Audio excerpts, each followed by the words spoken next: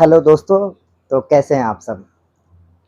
बहुत बहुत स्वागत है आपका हमारे यूट्यूब चैनल में। और आज हम फिर से आए हैं संविधान के विकास के प्रक्रिया के बारे में जो हम बात कर रहे थे। आज हम उसी क्लास को फिर से कंटिन्यू करेंगे। और आज हम देखेंगे भारत में 1935 का भारत शासन अधिनियम।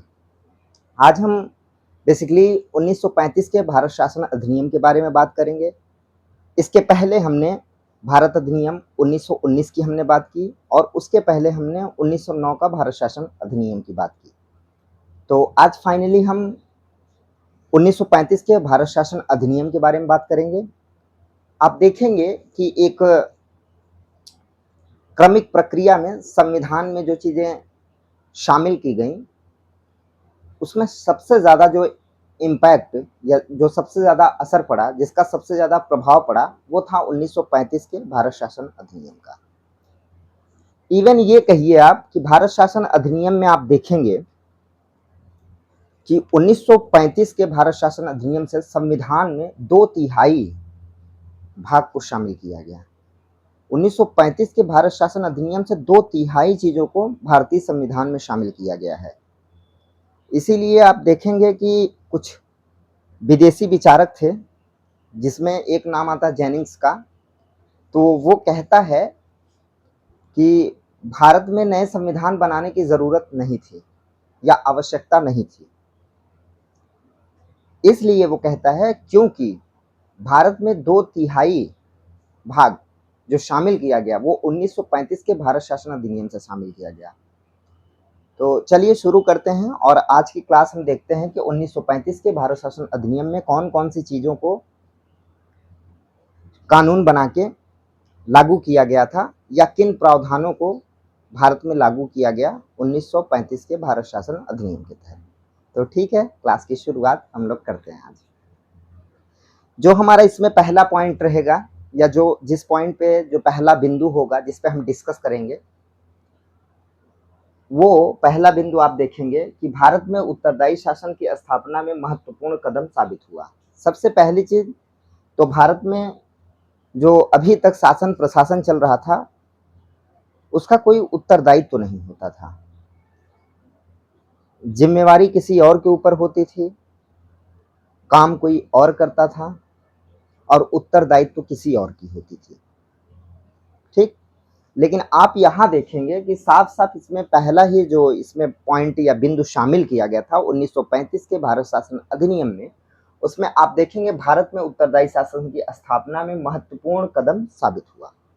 तो ये 1935 का भारत शासन अधिनियम भारत में एक महत्वपूर्ण कदम शामिल हुआ। कैसे? वही बात जो मैंने अभी आपको बताई कि 2/3 भाग भारतीय संविधान में 1935 के अधिनियम से शामिल किया गया। उसी में जो है उत्तरदायी शासन की बात की गई कि यहाँ पे एक उत्तरदायित्व रहेगा, एक शासन व्यवस्था रहेगी जिसकी जो है जिम्मेवारी रहेगी, जिसका उत्तरदायित्व रहेगा, जिसकी रिस्पॉन्सिबिलिटी रहेगी। तो इसकी बात की गई 1935 के भारत शासन अधिनियम में। फिर अगर हम बात करते हैं जस्ट उसके आगे फ्रेंड्स, अगर हम बढ़ते हैं तो अब देखेंगे कि अब तक का सबसे बड़ा अधिनियम था।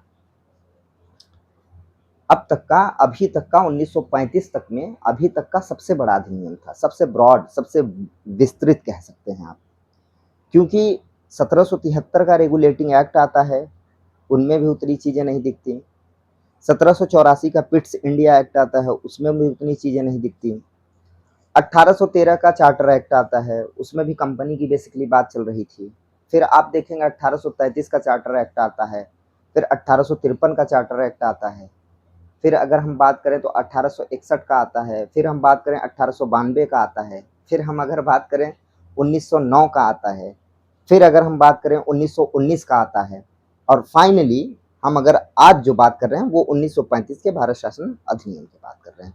और ये सबसे बड़ा अब तक का, एक तरीके से आप कह सकते हैं कि ये अब तक का सबसे बड़ा अधिनियम था, जिसमें जो भारतीय संविधान में अभी आप अनुच्छेद पढ़ते हैं, अनुसूचियां पढ़ते हैं, वो पहली बार 1935 में ही देखने को मिलती हैं। और वहीं से हम लोगों ने एडप्टेशन, वहीं से हम लोगों ने उसको अपनाया है। किसको? 1935 के भारत शासन अधिनियम से हमने जो आर्टिकल या जो अनुच्छेद हमने अपनाया है, जो अनुसूचियाँ हमने अपनाई है, हमने उसको अपने संविधान में मान्यता दी है, शामिल किया है, वो पहली बार 1935 के भारत शासन अधिनियम में देखने को मिलती हैं, इसीलिए इसको बड़ा अधिनियम कहा गया। तो इसमें आप देखेंगे कि इसमें 321 अनुच्छेद हुआ करते थे। फाइनली 1935 में 321 अनुच्छेद हुआ करते थे और फिर जैसे ही आप उसकी अनुसूचियों की अगर आप बात करेंगे तो 10 अनुसूचियां हुआ करती थी 1935 में। 321 अनुच्छेद, 321 आर्टिकल और 10 अनुसूचियां और 10, इन्हीं 10 को शेड्यूल भी कहा जाता है इंग्लिश में। तो 10 शेड्यूल भी शामिल थे 1935 में। उसके बाद चलिए हम वर्तमान में भी आपको, मतलब वर्तमान क्या, जो मूल संविधान में जब हमारा संविधान 1950 में लागू हुआ तो कितने आर्टिकल थे और कितनी अनुसूचियां थी, कितने अनुच्छेद थे और कितनी शेड्यूल थी, उसकी भी बात हम लगे हाथ कर ही लेते हैं। तो हम आपको बताते हैं कि जो मूल संविधान हमारा जब लागू हुआ तब ये 321 से बढ़ के 395 आर्टिकल या अनुच्छेद हो गए और अनुसूचियां जो 1935 में 10 हुआ करती थी, शेड्यूल जो 10 हुआ करती थी, उसको हमने कम किया, हमने 8 शेड्यूल कर दिया। 2 चीज़ों को हमने हटा दिया। क्यों हटाया उसका रीज़न समझिए। जब देश आज़ाद नहीं हुआ था तो भारत में रजवाड़े भी हुआ करते थे। कुछ पॉलिसी या कुछ नियम या कुछ कानून उनके लिए भी बनाए गए थे जो अनुसूचियों में शामिल किए गए थे। तो 2 अनुसूचियां हटा दी गई थी, 2 शेड्यूल हटा दिए गए थे और 8 ही शेड्यूल बचे। तो मूल संविधान 26 जनवरी 1950 को जब हमारा भारतीय संविधान लागू होता है तब उस समय हमारे पास जो अनुच्छेद या आर्टिकल जो हमारे पास होते हैं वो 395 होते हैं और जो हमारे पास अनुसूचियां या शेड्यूल होती हैं वो 8 होती हैं। ये आपको यहाँ तक की बातें क्लियर हो गई होंगी। आगे बढ़ते हैं फ्रेंड्स, क्योंकि डिस्कस जिन बिंदुओं पे ज़्यादा मुझे लगेगा फोकस करना है उन बिंदुओं पे मैं विस्तार से चर्चा करूंगा, बिल्कुल डीपली इन डेप्थ तक जाऊंगा। बताने की कोशिश पूरी मेरी रहेगी कि भारतीय संविधान में 1935 से जो भी शामिल किया गया तो उसकी वजह क्या रही, क्यों शामिल किया गया, और 2/3 एडॉप्टेशन या अपनाना, भारतीय संविधान में शामिल करना बड़ी बात होती है किसी भी अधिनियम से। ओके, ठीक है। अब हम बात करते हैं इसके तीसरे बिंदु की। अगर हम बात करें तो इसमें साफ साफ लिखा हुआ था इस अधिनियम में संघ तथा प्रांतों, जैसे संघ सूची, राज्य सूची और समवर्ती सूची के मध्य शक्तियों का विभाजन। यहाँ पे आप देखेंगे कि हमने इसके पहले आपको बढ़ाया था कि विषयों में आंशिक रूप से जो है सेपरेशन किया गया था, विभाजन किया गया था, बंटवारा किया गया था। लेकिन यहाँ पे क्या कह रहा है, संघ सूची, राज्य सूची और समवर्ती सूची, इन तीनों के विषयों में स्पष्ट रूप से बंटवारा दिखने लगता है 1935 के भारत शासन अधिनियम में। यही एक बात और मैं आपको बता दूं कि जब संघ सूची, राज्य सूची या फिर समवर्ती सूची में शक्तियों का विभाजन किया गया तो यहीं से एक अवशिष्ट शक्तियों की बात निकल के आती है। और जब आप देखेंगे अवशिष्ट शक्तियों की बात जब निकल के आती है तो आपको मैं बता दूं कि गवर्नर जनरल जो हुआ करता था उस समय भारत का, वो अवशिष्ट शक्तियां गवर्नर जनरल को प्रदान की गई, उसको दी गई। किसको? गवर्नर जनरल को। कि अवशिष्ट शक्तियों पे गवर्नर जनरल बेसिकली कानून बना सकता है, लॉज बना सकता है और उसको लागू भी कर सकता है। अब बात ये आती है कि जब आप ये पूछेंगे कि अवशिष्ट शक्तियां होती क्या हैं या अवशिष्ट विषय होते क्या हैं जिसपे वो कानून बना सकता था, तो इसमें 2 ही चीजें उस समय जो शामिल की गई थी, जहां तक मुझे इंफॉर्मेशन है, जानकारी है, वो मैं आपको बता दे रहा हूँ। जैसे कोई टेक्निकल या तकनीकी विषय आ जाता था, तकनीकी सब्जेक्ट अगर कोई आ जाता था तो उस पर गवर्नर जनरल कानून बना सकता था, वो होती थी अवशिष्ट शक्तियां गवर्नर जनरल की। दूसरी बात, उस समय तत्कालिक, मतलब जिस समय की परिस्थितियां चल रही थी उस समय कौन से कानून पे गवर्नर जनरल कानून बना सकता है, वो भी गवर्नर जनरल के विवेक पे था। कि उस समय जो प्रचलित समय था, तत्कालिक समय था, उस समय गवर्नर जनरल अगर उस कानून को लगता है कि बनाना जरूरी है तो उस पर अवशिष्ट शक्तियों में वो शामिल करके गवर्नर जनरल उस पर कानून बना सकता था। ये आपको क्लियर हो गया होगा। फिर अगर हम बात करें, ये राज्य सूची, समवर्ती सूची आपको मैंने बता दी, या कि सूचियों विषयों का बंटवारा यहाँ पे दिखता है। समवर्ती सूची के मध्य शक्तियों का विभाजन, तीनों सूचियों के मध्य शक्तियों का विभाजन हुआ था। और कल मैंने सूचियों को बता दिया था, संघ सूची, राज्य सूची, समवर्ती सूची। आज मैंने एक और ऐड ऑन कर दिया, अवशिष्ट विषय या अवशिष्ट सूची, जिसपे गवर्नर जनरल को शक्ति या पावर होती थी कि वो कोई भी कानून, नियम, लॉज बना सकता है। ओके, ठीक है। अब हम आगे बढ़ते हैं। आगे बढ़ते हैं तो आप देखेंगे कि वही अवशिष्ट शक्तियां गवर्नर जनरल को प्रदान की गई जो तीनों सूचियों में शामिल न हो। वही मैंने आपको बताया कि जो भी विषय तीनों सूचियों में, या जो भी ऐसा कोई विषय जो तीनों सूचियों में शामिल न हो, संघ सूची, राज्य सूची, समवर्ती सूची, वो विषय जाएगा अवशिष्ट विषय, वो अवशिष्ट सूची में जाएगा, वो गवर्नर जनरल की शक्ति के अधीन आएगा। ठीक है, यही मैंने आपको बताया और यही आगे मैंने लिखा दिया।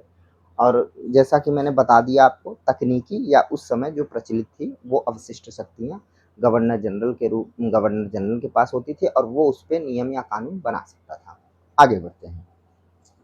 फिर आप देखेंगे, और हाँ, भारतीय संविधान में अगर बात करें कि अवशिष्ट, जैसे भारतीय संविधान में अगर हम बात करें कि अवशिष्ट शक्तियों की चर्चा कहाँ की गई है, किस आर्टिकल या किस अनुच्छेद में की गई है, तो आपको जैसा मैंने बताया कि ये 248 248 अनुच्छेद में इसकी चर्चा की गई है कि अवशिष्ट शक्तियां या उसके बारे में जो भी बताया गया वो भारतीय संविधान में शामिल है। ठीक है, 248 में। आगे बढ़ते हैं। अखिल भारतीय संघ का प्रावधान। आप देखेंगे अखिल भारतीय संघ का मतलब, आपको यही एक चीज बताता हूं थोड़ी सी। भारतीय संविधान में 3 अखिल भारतीय सेवाएं हैं। एक मैं बता देता हूं, 2 आप लोग कमेंट करिएगा कमेंट बॉक्स में। एक है इंडियन एडमिनिस्ट्रेटिव सर्विस, बाकी 2 आप लोग बताइएगा। ठीक है, भारतीय प्रशासनिक सेवा एक मैंने बता दिया, 3 ही बनाई गई हैं। और इसका बनाने का प्रावधान ये है कि अगर भारत सरकार को लगता है ऐसा कि कोई चौथी अखिल भारतीय सेवा बनाई जा सकती है, तो उसमें राज्यसभा से भी परामर्श लेना बहुत ही जरूरी है। ओके, फाइन, आगे बढ़ते हैं। फिर हम अगर बात करते हैं अखिल भारतीय संघ का प्रावधान, जो मैं बता रहा हूँ प्रांतों और देशी रियासतों से मिलाकर बनना था।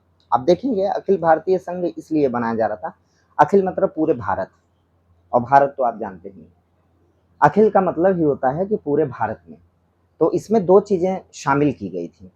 1935 के भारत शासन अधिनियम में अखिल भारतीय संघ की बात की गई। उस संघ में 2 लोग शामिल, 2 तरीके की चीजें शामिल की गई थी। पहला तो ये कि जो ब्रिटिश प्रांत हुआ करते थे वो, और दूसरा देसी राजा या रियासतें, ये दोनों को शामिल या मिला के ये अखिल भारतीय संघ बनना था। लेकिन दुर्भाग्य की बात ये कि ये कभी अस्तित्व में ही नहीं आया। ये कभी 1935 में तो बात की गई, लेकिन कभी अस्तित्व में आया ही नहीं है। तो ये बात आपको क्लियर हो गई हो। ये इन्फॉर्मेशन के लिए थे, ताकि आपको पता रहे कि अखिल भारतीय संघ क्या था और किन किन लोगों से मिलकर ये बनना था। तो उसमें मैंने आपको क्लियर कर दिया कि जो ब्रिटिश प्रांत थे और जो भारतीय रजवाड़े थे या रियासतें थे, उनसे मिलकर ये बनना था, लेकिन ये कभी अस्तित्व में नहीं आया। ठीक है, आगे बढ़ते हैं।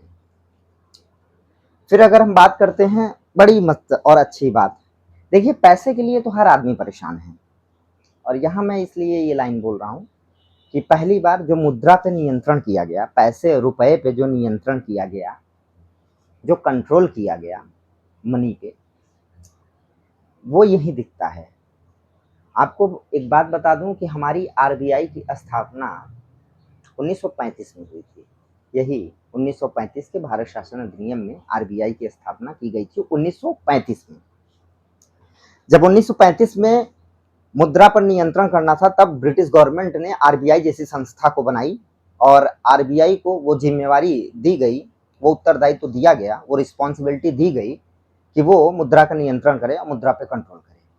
और ये 1935 में ही आरबीआई की स्थापना हुई थी। तो ये बात भी आप याद रखिए, कभी कभी सवालों में रहता है, खासकर पीसीएस वगैरह के, स्टेट पीसीएस वगैरह के सवालों में पूछ लेता है कि कौन सा वो अधिनियम है जिसमें आरबीआई की स्थापना की बात की गई थी, और 4 अधिनियम के नाम दे देंगे, और आपको अगर मालूम होगा, आपको पता होगा, तो आप लगाएंगे उस पर कि 1935 के भारत शासन अधिनियम में आरबीआई की स्थापना हुई थी। ओके, फाइन, ठीक है। उसके बाद आप देखेंगे कि एक चीज और मैं आपको बता दूं कि क्या हुआ। भारतीय परिषद का पहले गठन होता है, कुछ इसके पहले के आर्टिकल मैंने इसके पहले के सॉरी इसके पहले के मैंने जो अधिनियम या एक्ट जो पढ़ाया था उसमें आप देखे होंगे भारतीय परिषद की स्थापना की गई थी, ठीक है। लेकिन यहाँ पे क्या किया गया, यहाँ पे भारतीय परिषद को समाप्त कर दिया गया। समाप्त क्यों किया गया? क्योंकि 1919 में विधानसभा और राज्य परिषद दो सदनीय संस्था सेंट्रल में या संघ में बन चुकी थी, जिसको विधानसभा को आज का आप लोकसभा समझ सकते हैं और राज्य परिषद को आज का आप राज्यसभा समझ सकते हैं। कल मैंने बता दिया था, ओके। तो ये यहाँ पे प्रांतों में जो परिषदें हुआ करती थी उनकी समाप्ति 1935 में कर दी गई। इतना तो आप लोगों को समझ में आ ही रहा होगा। फिर अगर हम बात करते हैं संघीय न्यायालय का प्रावधान किया गया, ये अच्छी बात। इसके पहले आपको मैंने बताया था कि 1973 में किसी न्यायालय की स्थापना हुई थी। आपको याद होगा कौन सा न्यायालय था, कब बनाया गया। बेसिकली वो एक, उसके बाद आप देखेंगे कि एक अधिनियम या एक्ट में हमने बताया कि 3 न्यायालयों की स्थापना, 3 जगह उच्चतम न्यायालय बनाए गए थे। सॉरी, उच्च न्यायालय, ओ नहीं, उच्चतम न्यायालय ही बनाए गए थे। हाँ, उच्चतम न्यायालय ही बनाया। कभी कभी क्या होता है, दिमाग में हेरफेर हो जाता है, चीजें जो है ओवरलैप करने लगती हैं। तो यहाँ पे आप देखेंगे कि अभी पिछले आर्टिकल, पिछले एक्ट या पिछले अधिनियम में हमने बताया था आपको कि तीन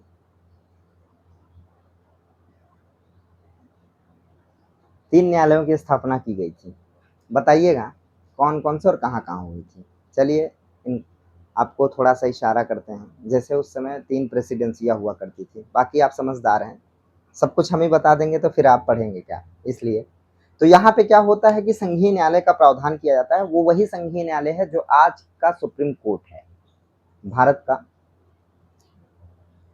जो उच्चतम न्यायालय है उसकी स्थापना, उसकी पहली झलक कहाँ दिखती है? उसकी ये झलक दिखती है आपको 1935 के भारत शासन अधिनियम में, 1935 के एक्ट में दिखती है उच्चतम न्यायालय की स्थापना, जो आज वर्तमान में भारत में उच्चतम न्यायालय के रूप में कार्यरत है। लेकिन एक ट्विस्ट था। ट्विस्ट ये था कि आज हमारी जो उच्चतम न्यायालय है दिल्ली में, सुप्रीम कोर्ट जिसे हम कहते हैं, वो अपील का अंतिम अपीलीय न्यायालय है। इसके बाद आप अपील नहीं कर सकते, फिर आप राष्ट्रपति की शरण में जा सकते हैं, लेकिन उसके ऊपर कोई कोर्ट नहीं हमारे यहाँ। लेकिन उस समय 1935 में ये जो बनाया गया, जिसको मैंने आज बताया कि वर्तमान का उच्चतम न्यायालय है, उस समय ये अपील का अंतिम अधिकार नहीं रखती थी। अपीलीय जो अंतिम अधिकार था वो ब्रिटेन के पास था, ब्रिटेन में था।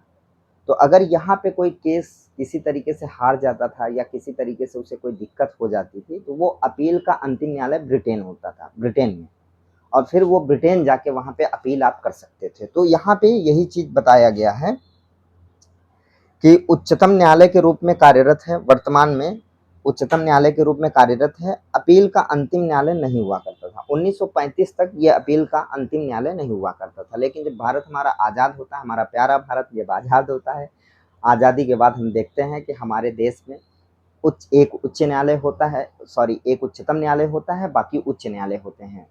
राज्यों में बहुत सारे हर राज्यों में उच्च न्यायालय होते हैं। जरूरी नहीं कि सभी राज्यों में उच्च न्यायालय हो। एक उच्च न्यायालय या एक उच्च न्यायालय का जो क्षेत्राधिकार होता है वो एक या एक से अधिक राज्यों को देख सकता है। ये रही बात हमारी उच्चतम न्यायालय और उच्च न्यायालय की, ठीक है, मतलब सुप्रीम कोर्ट और हाई कोर्ट्स की। फिर अगर हम बात करते हैं, उसके आगे हम पढ़ेंगे गवर्नर जनरल को आपातकालीन शक्तियां और विस्तार से। अब देखिए यहाँ पे भारत में भारतीय राष्ट्रपति को भारतीय संविधान के तहत कुछ शक्तियां दी गई हैं, जिसमें एक शक्ति दी गई है आपातकालीन।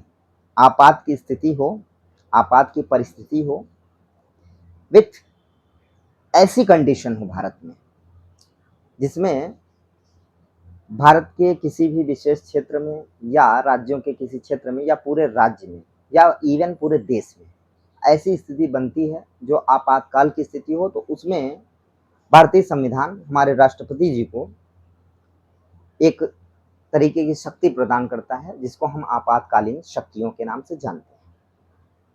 पहली बार आप देखेंगे, जब मैं बता रहा हूं कि जब पहली बार आप देखेंगे ये जो आपातकालीन शक्तियों की बात की गई, वही मैंने एक बात आपको बताई थी, गवर्नर जनरल जो हुआ करता था ब्रिटिश गवर्नमेंट के टाइम में, वही उसी का परिवर्तित रूप आज राष्ट्रपति के रूप में हम देखते हैं। भारतीय राष्ट्रपति उसी का परिवर्तित रूप है। तो जो भी गवर्नर जनरल को शक्तियां प्रदान की गई थी, आज हमारे भारतीय संविधान के तहत हमारे राष्ट्रपति को भी वो शक्तियां प्राप्त या प्रदान हैं। ठीक, तो आपातकालीन शक्तियां पहली बार अगर राष्ट्रपति को जब दी गई तो वो दी गई 1935 के भारत शासन अधिनियम में। ठीक है, फिर दूसरी बात, अध्यादेश की बात हम करते हैं तो इसके पहले वाले अधिनियम में हमने बताया था कि राष्ट्रपति को अध्यादेश जारी करने की शक्ति दी गई थी। अब यहाँ पे क्या किया गया, उस अध्यादेश को विस्तार या विस्तृत कर दिया गया, बढ़ा दिया गया या उसका एक्सटेंशन कर दिया गया। किसका? अध्यादेश का, कि अब वो और बड़े पैमाने पे अध्यादेश जारी कर सकता है और देश में या देश के किसी भी भाग में या प्रदेश के किसी भी भाग में या पूरे देश में या पूरे देश के लिए अध्यादेश या कानून जारी कर सकता है।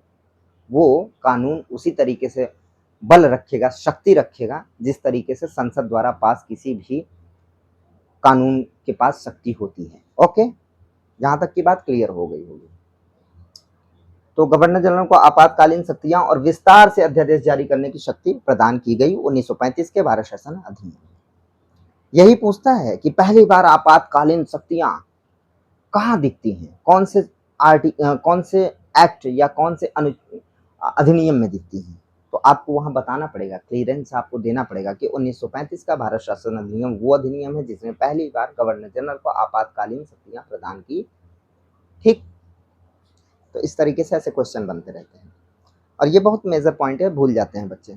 मैं भी भूल जाता था, मुझे भी याद नहीं रहता था, बट धीरे धीरे चीज़ें याद होने लगी। जब आप अच्छे से किसी भी सब्जेक्ट को आप अच्छे से पढ़ते हो, जब आप किसी भी सब्जेक्ट को बहुत ही मन लगा के पढ़ते हो और समझने की कोशिश करते हैं, तो आपको चीज़ें समझ में आने लगती हैं कि प्रश्न इससे कैसे बन सकते हैं। जिस दिन आपको ये समझ में आ गया ना मेरे दोस्तों कि क्वेश्चन कैसे बनते हैं, क्वेश्चन कहाँ से पूछे जाते हैं, किन टॉपिकों से ज़्यादा क्वेश्चन बनने की संभावना है, उस दिन आपकी पढ़ाई बहुत ही अच्छी हो जाएगी और बिल्कुल आप उस एग्ज़ाम के लिए एकदम तैयार हो जाएंगे, जो भी एग्ज़ाम आप देना चाहते हैं या जिस भी एग्ज़ाम को आप क्रैक करना चाहते हैं। ठीक है, तो अब यहाँ तक की बात हमारी क्लियर हो गई। उसके बाद अब हम चलते हैं, आप देखते हैं महालेखा परीक्षक एक पद होता है भारतीय संविधान में, एक पद है आर्टिकल 148 में, 148 अनुच्छेद 148 में, आर्टिकल 148 में एक पद का सृजन किया गया भारतीय संविधान में। वो पद है और उसको हम कहते हैं हिंदी में लेखा परीक्षक,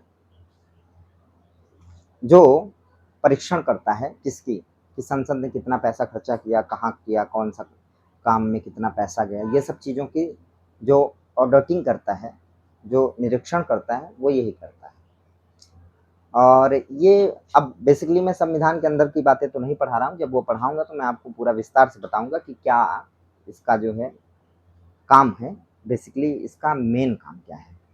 जो भारतीय संविधान में ऐसा पद सृजित किया गया, वो 1935 के भारत शासन अधिनियम में ही पहली बार उस पद का सृजन हुआ। तो ये भी भारतीय संविधान में शामिल किया गया और आपसे पूछा जा सकता है कि पहली बार, आप ऐसे समझिए कि जो भी क्वेश्चन वो बनाएगा वो आपको फंसाने के लिए क्या करेगा ना, कि वो पूछ लेगा कि भारतीय संविधान में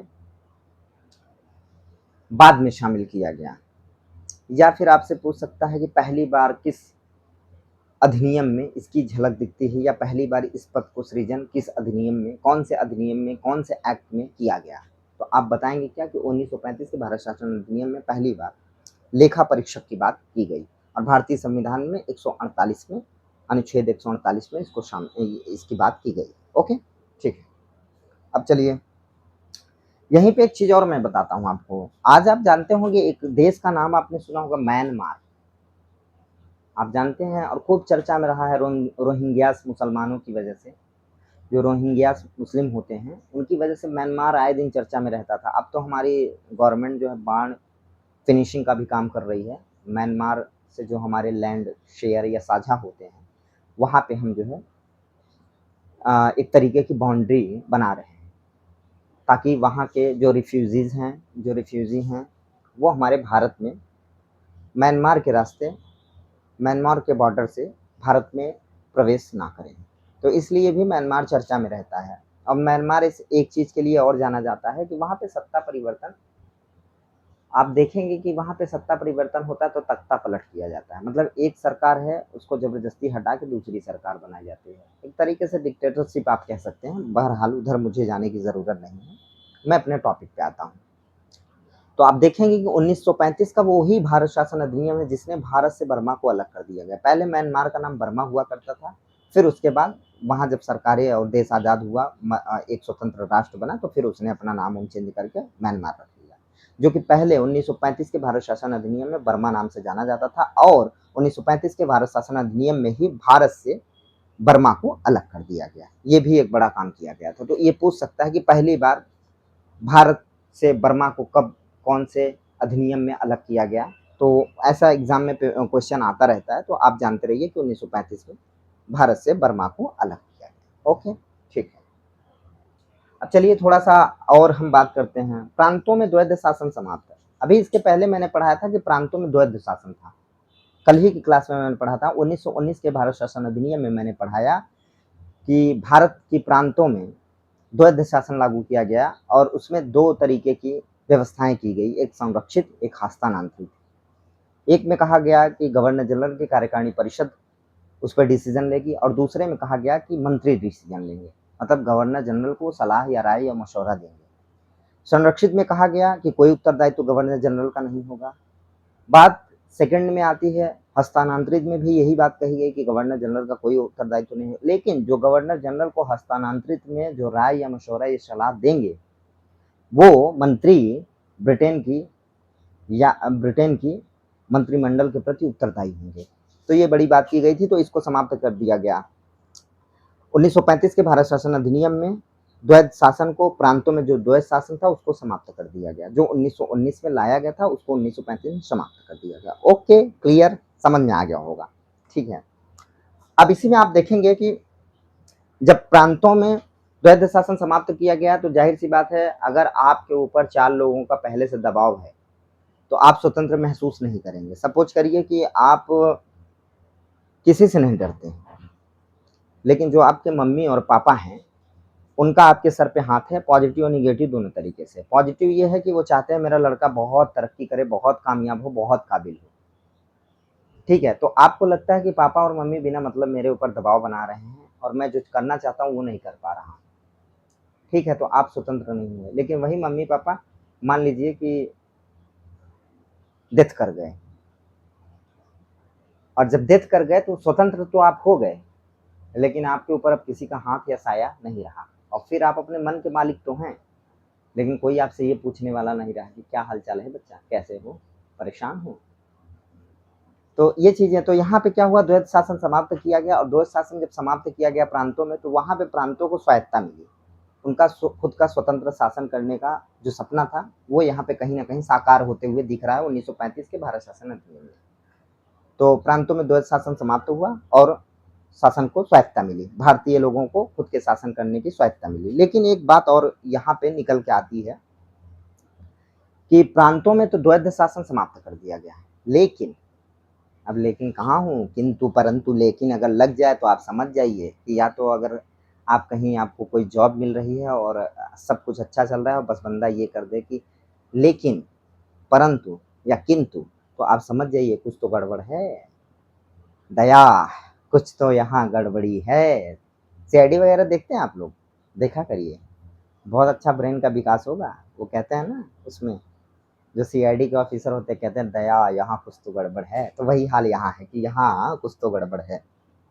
अब देखिए, प्रांतों में द्वैध शासन समाप्त किया गया, प्रांतों को स्वायत्तता प्रदान की गई, और प्रांतों की पूर्ण उत्तरदायित्व। अब देखिए वही बात है कि वहाँ पे अलग-अलग उत्तरदायित्व था, यहाँ पे पूर्ण उत्तरदायित्व की बात कर दी गई कि प्रांत में अगर किसी तरीके कोई गड़बड़ी होगी, और अक्सर ब्रिटेन की गवर्नमेंट और ब्रिटेन के अधिकारी चाहते थे कि इनसे गलती ना हो, उसके बाद भी इनको जो है ब्लेम किया जाए, इनको उत्तरदायित्व इनको जो है उत्तरदायी ठहराया जाए।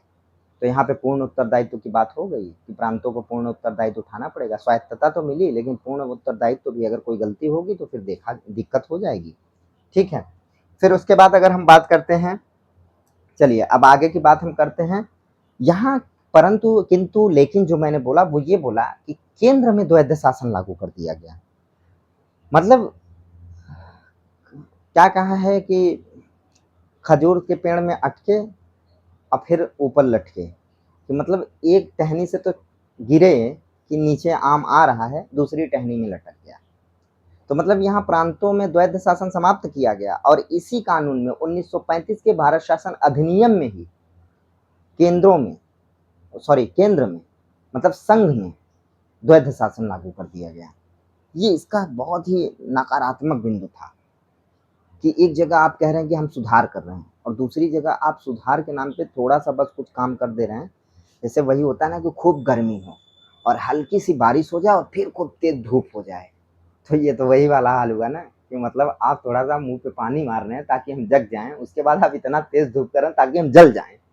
तो वही ये लोग भी कर रहे थे। तो मतलब एक तरफ तो एक हाथ से लड्डू दे रहे थे, दूसरे हाथ से आपका कपड़ा, मकान सब कुछ छीन ले रहे थे। ठीक है। तो यहाँ पे क्या किया, केंद्रों में द्वैध शासन की स्थापना कर दी है ये लोग। अब केंद्र में भी वो हो गया, द्वैध शासन लागू हो गया। अब वहां भी उत्तरदायित्व तो किसी और का मतलब मजा मारे गाजी में धक्का सहे मुजावर। ठीक है, कि इंजॉय कोई और कर रहा है लाइफ में और काम कोई और कर रहा है, नाम किसी और का हो रहा है और परेशान कोई और है। तो वही यहाँ पे किए, केंद्र में जो है द्वैध शासन लागू कर दिए, ये इसका बहुत ही नकारात्मक पॉइंट था। उसके बाद अगर हम बात करते हैं, अब चलिए एक और जो सबसे अंग्रेजों का रामबाण जिसको कहते हैं, और चलिए सपोज करिए कि वो भी छोड़िए, अंग्रेज भारत को तोड़ना चाहते थे। वो चाहते थे कि अगर भारत में हम रहें तो ठीक है, भारत को फूट डालो राज करो की नीति के तहत हम भारत पे राज करते रहें, लेकिन अगर भारत हमारे हाथ से निकलने लगे तो हम भारत को टुकड़े टुकड़े में बांट के चले जाएं, तोड़ के चले जाएं एकदम। और हम प्यारे भारतीय, कहा है किसी ने ना कि जब तक पब्लिक बेवकूफ़ बनती रहेगी तो लोग जो है बेवकूफ़ बनाते रहेंगे। ठीक है। हम प्यारे भारतीय कभी भी ये समझ ही नहीं पा रहे हैं कि हमें आपस में एक दूसरे को लड़ाया जा रहा है। घर में भी आप देखते होंगे कि अगर 4 भाई हैं तो चारों की लाइफ अच्छी चल रही है। हिंदू, मुस्लिम, सिख, ईसाई 4 भाई हैं, चारों की लाइफ अच्छी चल रही है और सबके फादर या पप्पा एक ही हैं।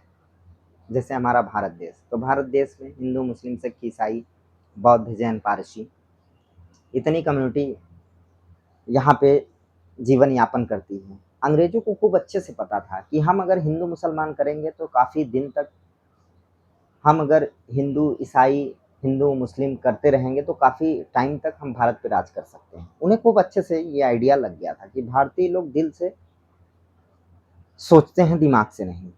अगर उनको धर्म का चोला पहना दिया जाए तो वो धर्म के लिए एक दूसरे को जान से मार देंगे, काट देंगे और एक दूसरे को जो है हमेशा नीचा दिखाने की कोशिश करते रहेंगे। तो यही फायदा अंग्रेजों ने उठाया। पहले तो अंग्रेजों ने क्या किया, मुस्लिमों को सांप्रदायिक पृथक निर्वाचन प्रणाली दे दी, एक अलग से उनको चुनाव लड़ने का अधिकार दे दिया।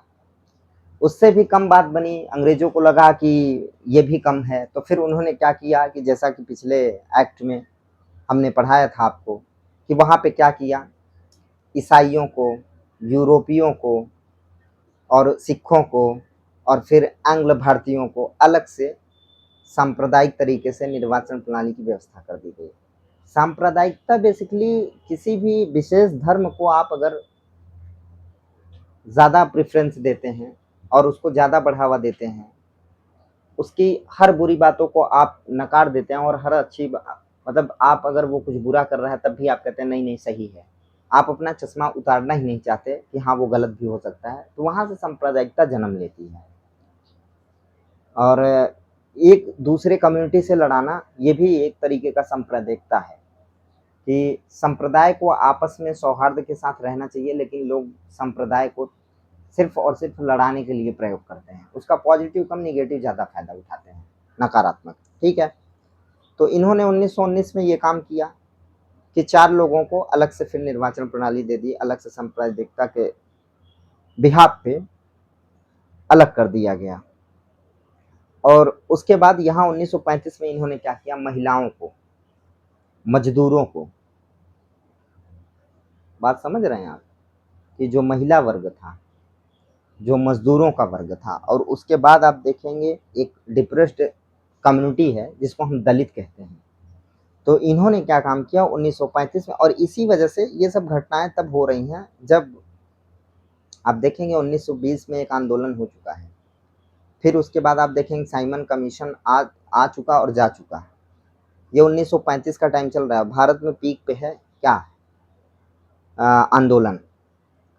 तो हुआ क्या कि 1935 में इन्होंने क्या किया कि अभी तक तो और लोगों को दिया ही था, अब जो है महिलाओं को, मजदूरों को और दलितों को अलग से निर्वाचन दे दिया भाई, अलग से। सांप्रदायिकता देखिए किस चरम पे कि अब जो है लिंग पे आ चुकी है, अब जो है वर्ग पे तो छोड़िए, अब एक तरीके से आप समझिए व्यवसाय पे आ गई, मतलब मजदूरों को भी, और फिर उसके बाद जातियों में भी उपजातियां, मतलब दलितों को, इन 3 कम्युनिटी को अलग से देके, मतलब यहाँ पे क्या किया कि भारत को पूरी तरीके से तोड़ने का काम किया। किसने, अंग्रेजों ने।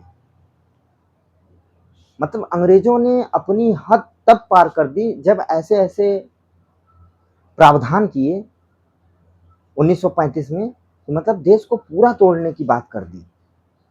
मजदूरों को देके, महिलाओं को देके, दलितों को देके एक अलग से जो है, यहाँ पे आप देखेंगे सांप्रदायिक निर्वाचन प्रणाली का विस्तार हुआ, महिलाओं, मजदूरों और दलितों को शामिल किया गया। इसके पहले मुस्लिम शामिल थे, सिख शामिल थे, ईसाई शामिल थे, यूरोपीय शामिल थे, एंग्ल भारतीय शामिल थे।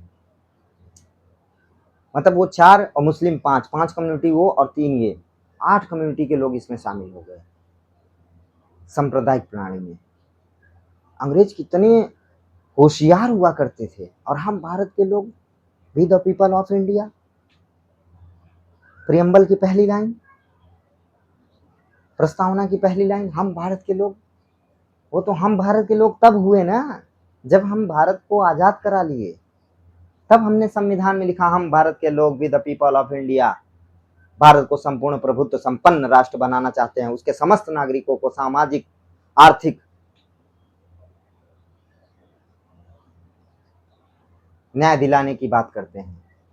फिर हम उसी में सॉवरेनिटी, संप्रभुता, अखंडता, एकता की बात करते हैं। कब, जब 1942 में हमने 42 में संविधान संशोधन, 1976 में हमने जो है संशोधन करके प्रस्तावना में 3 शब्दों को जोड़ा, समाजवादी, पंथ निरपेक्ष, अखंडता।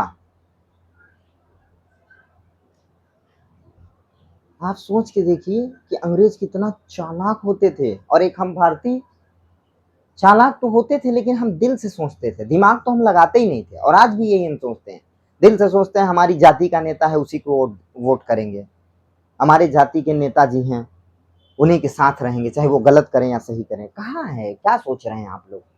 पढ़ने लिखने के बाद भी अगर आप गुलामी कर रहे हैं तो आप जान जाइए कि रूसो ने कहा था कि इंसान तो स्वतंत्र जन्मा है, लेकिन वो ये प्रेम मोहब्बत, ये लोगों से जो अपना भाईचारा, ये सब दिखाने के लिए वो जंजीरों में जकड़ा हुआ है, मनुष्य तो स्वतंत्र जन्मा हुआ है। तो रूसो की वो लाइन मुझे याद आती है कि मनुष्य स्वतंत्र जन्मा है, और अगर मनुष्य चाहे तो कुछ भी कर सकता है। और वही एक लाइन फिर मैं कहूँगा कि मनुष्य ने ही तो पाषाण काल से लेकर अब तक वर्तमान में बहुत कुछ किया है। अगर मनुष्य इतना होशियार और समझदार न होता तो जानवरों और मनुष्यों में कोई अंतर न होता, लेकिन अब जानवर बल्कि ज़्यादा समझदार हो गए हैं, और हम इंसान या मनुष्य उनसे भी नीचे जा चुके हैं। बाकी तो आप समझदार हैं, ज़्यादा बताऊंगा तो फिर आपको लगेगा कि सर क्या क्या बता दिए। हुआ क्या कि मजदूरों, महिलाओं, दलितों को जब ये सांप्रदायिक प्रणाली में शामिल करते हैं तो ये उसको प्रोत्साहन मिलता है। भारत की जनता जो इसमें शामिल हुई उसको लगा कि अरे वाह, ये तो 15 अगस्त का लड्डू मिल गया हमें। आने वाला है 15 अगस्त, देखिएगा कैसे देश प्रेमी बढ़िया बढ़िया अच्छी अच्छी बात करेंगे एकदम। और भारत के फ्लैग का अपमान भी बहुत करते हैं लोग, झंडे का, और वही लोग बड़ी बड़ी बात करते हैं। अफसोस होता है मुझे तो फिर क्या किया कि ये जो है प्रोत्साहन दिया।